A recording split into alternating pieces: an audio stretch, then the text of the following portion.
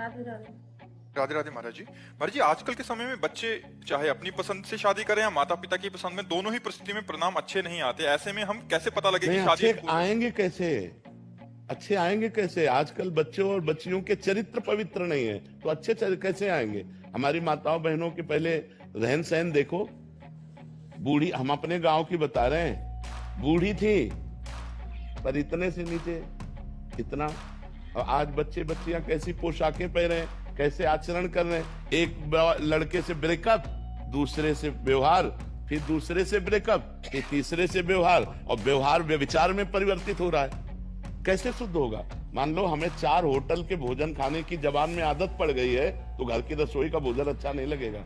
जब 4 पुरुष से मिलने की आदत पड़ गई है, तो एक पति को स्वीकार करने की हिम्मत उसमें नहीं रह जाएगी। ऐसे ही जब 4 लड़कियों से व्यभिचार करता है, तो वो अपनी पत्नी से संतुष्ट नहीं रहेगा, उसे 4 से व्यभिचार करना पड़ेगा, क्योंकि उसने आदत बना ली है। हमारी आदतें खराब हो रही, हमारे बच्चों की आदत। तो ये सब जो मोबाइल चल गया है, जो गंदी बातें चल गई हैं, अब आजकल बहू मिलना और या पति मिलना बड़ा मुश्किल है, बड़ा मुश्किल है। 100 में कोई 2-4 कन्याएं ऐसी होंगी जो अपना पवित्र जीवन रखकर किसी पुरुष को समर्पित होती होंगी। कैसे वो सच्ची बहू बनेगी?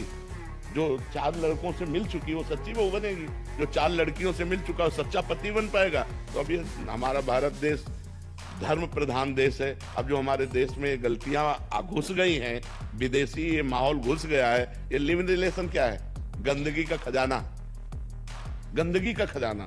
अरे हमारे यहाँ पवित्रता के लिए जान दे दी। जब मुगलों का आक्रमण हुआ तो पवित्रता के लिए जान दे दी, लेकिन छूने नहीं दिया शरीर को। और आज वही बच्चे, ये सब क्या है?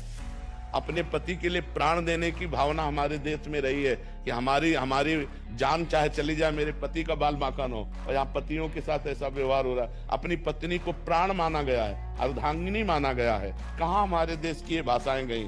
ये इसीलिए हो रहा है क्योंकि पहले से व्यभिचार हो रहा है। नहीं, हमारे यहाँ बहुत पवित्र व्यवहार माना गया।